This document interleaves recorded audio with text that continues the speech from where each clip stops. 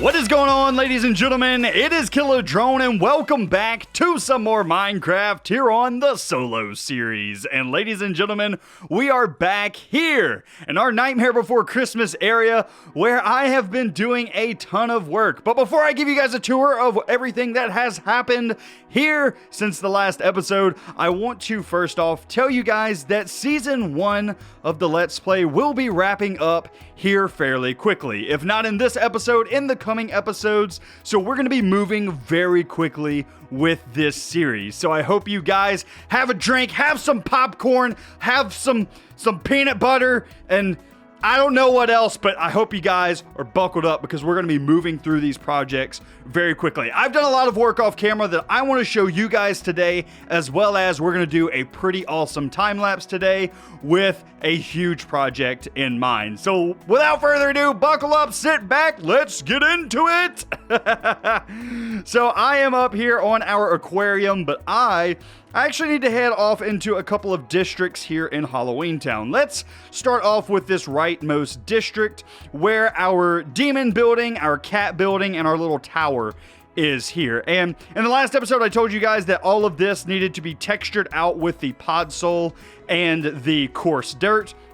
I have since done that all in this area, all the way around. I have not put in a pathway yet because I'm not entirely sure how I want to fit it between these buildings, whether I want to go this way and then have the path go around the back of the buildings, or if I just want to come right across the edge here.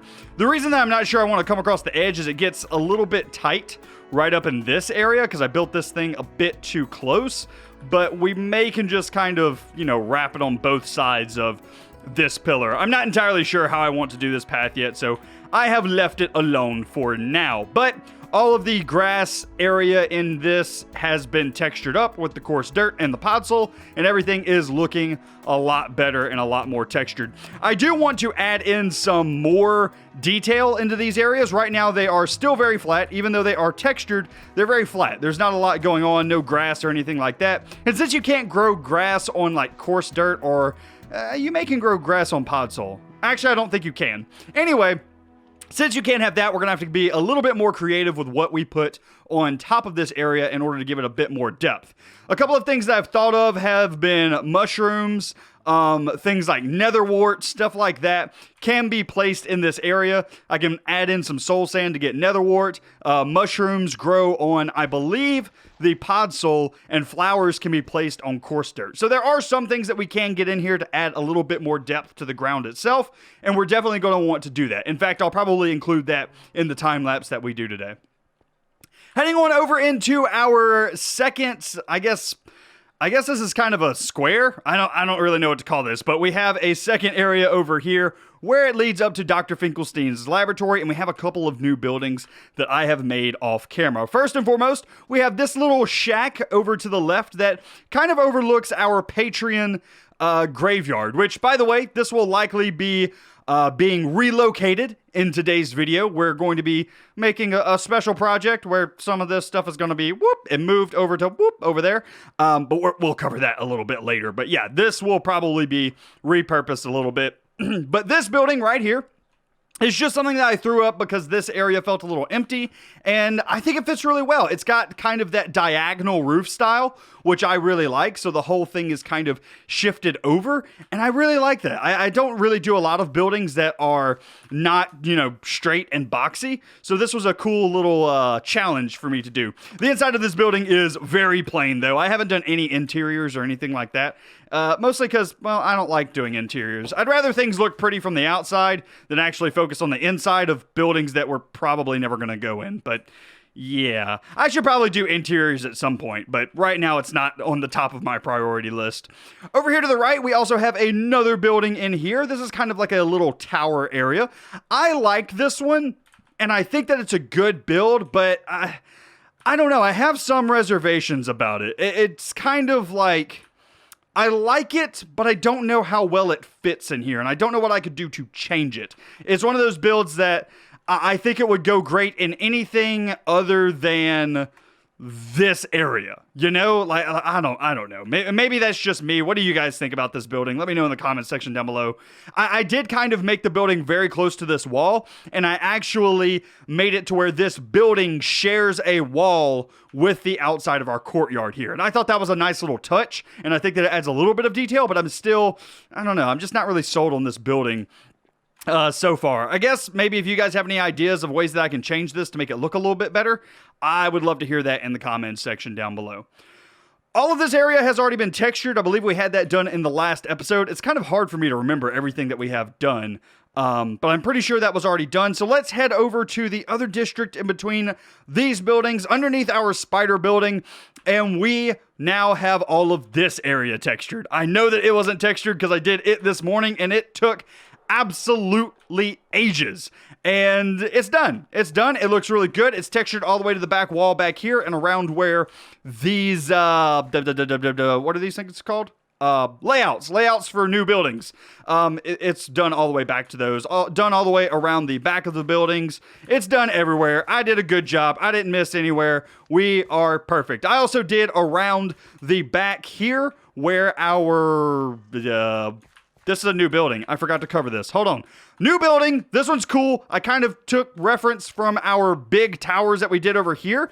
Over here. Yeah, these guys. I took reference from there, and I kind of made a smaller, shorter, stubbier version of those things over here. And it's a nice, quaint house. I like it. It's not bad. Once again, no interior because I ain't got time for that, Chief. Forget that.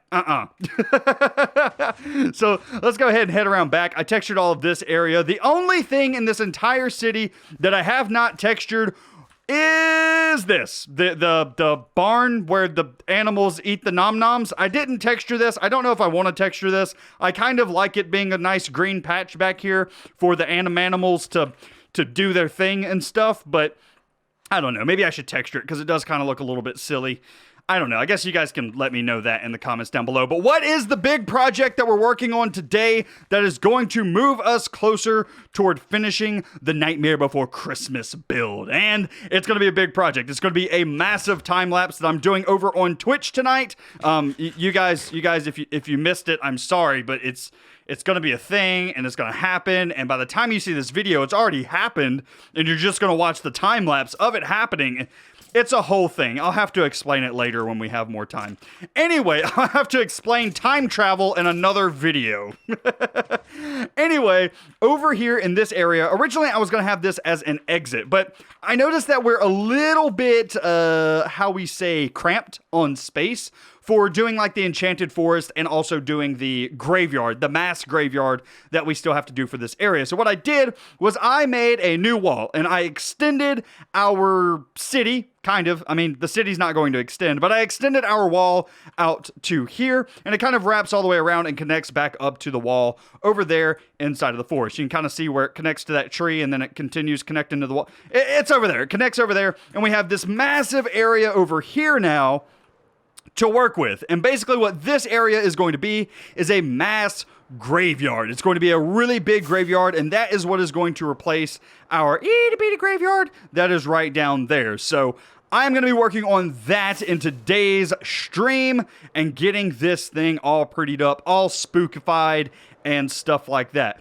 And the reason that we did this is because I want to have the Enchanted Forest where the tree that leads into Christmas Town to come through this dark oak forest and then into the savanna biome, because I think the savanna biome's grass color is going to look really good for the dead enchanted forest thing that we have to make here. So if we can use the darkness of the dark oak forest just to kind of, play at the spookiness, and then all of a sudden we're in this big, tall, dense, dead forest, I think it will be a really, really cool, just subtle aspect. So extending the city out to here with the graveyard and then having the Enchanted Forest be through the graveyard, I think makes a lot of sense, and I think it'll be really cool whenever we get it done. But it is now time for me to go and do one of them live stream thingies and get that graveyard done. So I will bring you guys back in just a minute. You guys enjoy this time lapse. And if you're not following my Twitch and you missed this, then, I mean, I don't know what to tell you. You should have been following my Twitch. This is ultimately your fault. Follow my Twitch. All right, love you guys. I will see you on the other side of this time lapse.